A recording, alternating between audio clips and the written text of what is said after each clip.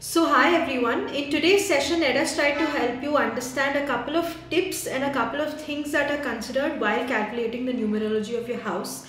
We do have a separate section where we teach you how to do it, but today we'll be telling you a generalized number or what are the frequencies of the number, what are the attributes that are associated with these numbers, what are the general lucky numbers and unlucky numbers as per numerology. Along with that, we'll also be giving you a small gist into understanding what are the planets that are basically associated with what numbers. I'll also be sharing my screen in the side so you have a clearer understanding. So let's start off. Okay, so like I said, numerology is a huge domain. We'll only be covering the crux in today's session just to give you a clearer understanding of what each of them are. But let's start. So like I said, we have numbers 1, 2, 3, 4, 5, 6, 7, 8, 9. So first let us try to understand what are the planets that are basically associated with these numbers. So number 1 is associated with the sun. Okay. Number 2 is associated with the planet moon. Number 3 is with Jupiter. Number 4 is with Rahu. Rahu is also known as a shadow planet. Okay, the reason why it's called as a shadow planet is because it does not actually exist in the celestial body. It is basically where the orbits of the, it's a huge thing as per astrology, let's not get into that. But Rahu and Ketu are two shadow planets which are not found actually existing as planets in the solar system, but we consider it as per the numerological and astrological considerations. So we call these as shadow planets. Number 5 basically deals with Mercury. Okay. Number 6 basically deals with Venus. Number 7 with Ketu. Again, Ketu being a shadow planet. Number 8 is Saturn. And number 9 is Mars. Let me tell you what exactly these names are in Indian context as well. Sun also majorly referred as Surya. Moon referred as Chandra. Jupiter referred as Guru. Rahu is Rahu and also known as a shadow planet. Mercury basically referred as Budh. Venus as Shukra. Again, Ketu is a shadow planet. Saturn is Shani. And Mars is basically Hanuman or Mangal. Okay. So now that you've understood what exactly are the numbers associated with which planets, let me tell you what are the associations of each of these numbers individually in a space. Okay, the reason why I say this is because when you look deeply into astrology and numerology, they are a little connected. But keeping that in mind, we have been able to divide a couple of lucky numbers and unlucky numbers on a general note. But actual lucky and unlucky numbers can be calculated with your personalized date of birth. Like I said, we have another video specifically for that. But for those who want quick tips and tricks, here are the lucky numbers generally considered. Okay. So we have number 1, that is house number 1, house number 3, house number 5 and house number 6. We have unlucky numbers, which is basically house number 4, house number 5, house number 8 and house number 7. We also have a neutral number and 9, sorry. And we also have neutral numbers which are basically house number 2. So this is how exactly we have classified lucky numbers as unlucky or lucky, and we'll be telling you the attributes that are associated with each of these numbers.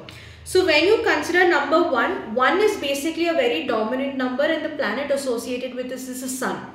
So sun is basically dominance, sun is basically power, authority, independence. So for those of them who strive in this place can have opportunities who are into entrepreneurship. So people with backgrounds where they have to be independent, they have to be dominant, where they have to know where to put their energies at in the right place, they can go about choosing 1. 1 is considered a very auspicious number as well as per numerology for having a house or a commercial space with the same number. The second one, basically number 2, is a neutral number.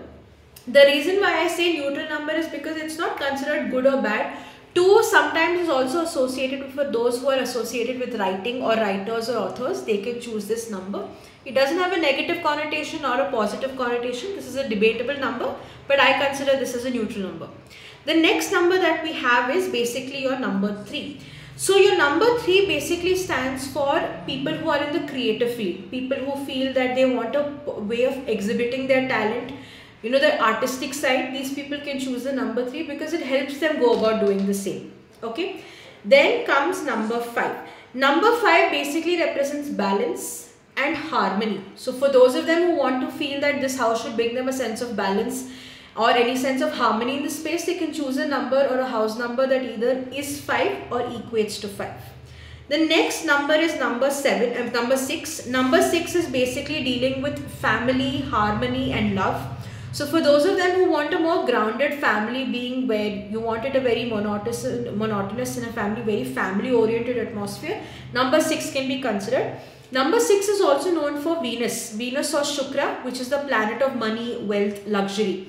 So again, this can be considered to attribute those elements, but again, it is not get to numbers, whichever I am telling. These are just the general attributes that are associated with the numbers. Okay. The next number, let us go into dealing with your unlucky numbers. So when you have number 4 is basically associated with the planet Rahu. Rahu, when you get to know in detail, is basically dealing with illusions, a lot of hard work. Sometimes even if you put hard work, you don't see the right approach to dealing with it. So number 4 is not considered that auspicious even on a general note, and not even for having a house that equates to number 4. So preferably remove this. And one more thing is that with the tendencies of number 4 as it's linked to Rahu, is that Rahu is told to be a planet of attachment. It gives you extreme attachment to something, which can be seen in a negative connotation if it becomes too much of possessiveness. So avoid that in general.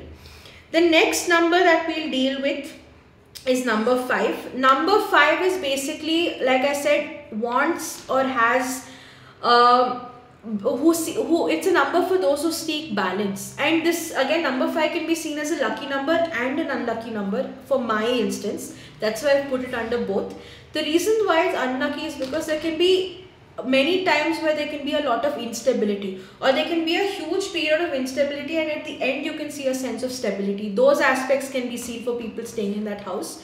So it completely depends. If that lucky number you have is 5 as per your calculation, you can definitely choose it. But if you're not doing any calculation, you're just going on the attributes of the numbers, preferably avoid number 5. Then comes number 7.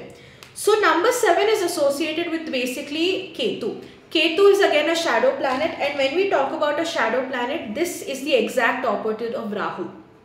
Okay, and this completely deals with detachment, spirituality. It deals with not being able to, basically surrendering to the forces and having a more simple life, a very calm life. So for people who are either retiring age, or for people who feel that they want a sense of calm and peace in their life, or who are inclined to spirituality, can choose the house with number 7 or the digits that some made to equate to number 7.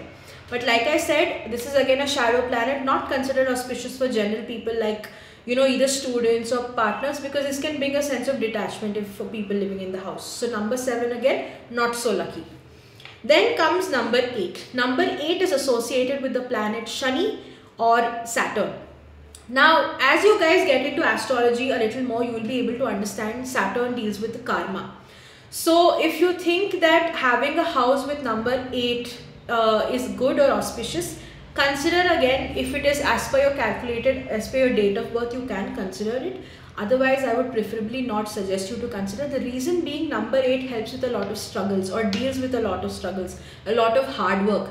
You will get permanent good amount of success, but it takes a longer period of time to achieve it, and it gives you a lot of restlessness, it gives you a lot of anxiety. Basically, it feels a lot of, it feels like it's endless, but the results that you get at the end are excellent, but it takes a long time to reach there. So again, number 8, if it is not as per your date of birth, and if it is not a lucky number, I would prefer not to have any house as per number 8. But I'm not telling it is not possible at all, because there are people who have had great results having a house number 8, but that is because they had a lucky number, personalized lucky number 8 in their chart. The last thing that I want to talk about is number 9. Number 9 is, for me at least, considered a very not so lucky number, is because this implies a lot of endings, a lot of significant transformations, and a lot of changes, transitions. This can be good, this can be bad, this is again debatable. So preferably, if 9 is not your personalized lucky number, avoid any house having 9 as its number when you're calculating it in detail. So this is regarding the kind of planets, the 9 planets, and the attributes associated with the numbers from 1 to 9. But yes, there are certain criteria where you can consider a couple of more examples, like for personalizing your space. So for example, if you think that you want a combination of numbers, so for example, in your say lucky numbers, you get 1, 3 and 5 are your lucky numbers. All other got cancelled because they are your enemy or neutral numbers. All this bit that I'm covering now is relevant to another detailed video that we have. In that case, if the house number says 135 or 13 or 15, you can definitely consider it because both your lucky numbers are there and associations of that is there. You can go about seeing that in detail as well, but preferably it's the addition of all numbers summating it to a single digit, and if that digit is auspicious according to your personalized number, you consider it, and you can look into the attributes that are associated with the same to see if it is suitable for you or not.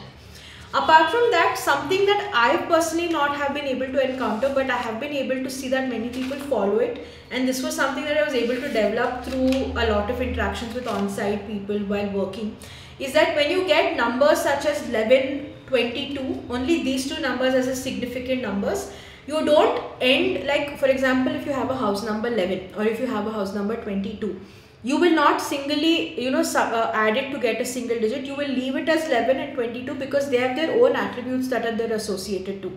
So if by any chance you feel, irrespective of your personalized lucky number 11 and 22 you get, you can go about choosing that as your house numbers because they are said to be auspicious. Alright, so saying that, hope this gave you a clearer idea of how to approach numerology and what are the different numerological or attributes associated to each numerological number, and saying that, thank you so much for being with us till the very end.